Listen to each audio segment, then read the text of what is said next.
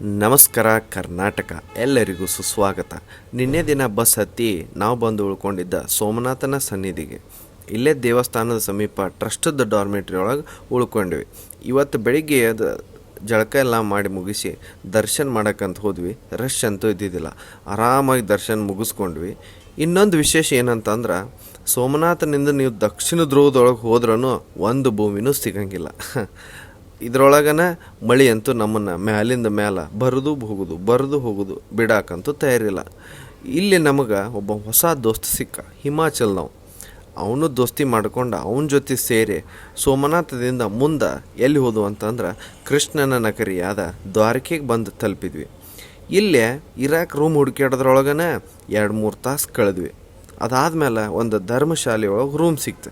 ಎಲ್ಲ fresh up ಆಗಿ ದೇವಸ್ಥಾನದ ಹಿಂದೆ ಸಿಗುವಂಥ ಪ್ರಸಾದ ಭಂಡಾರವನ್ನು ಸವಿದ ಗೋಮತಿ ನದಿಯ ಕಡೆ ಒಂದು ರೌಂಡ್ ವಾಕಿಂಗ್ ಎಲ್ಲ ಮಾಡಿ ರೂಮಿಗೆ ಬಂದು ವಿಶ್ರಮಿಸಿದ್ವಿ.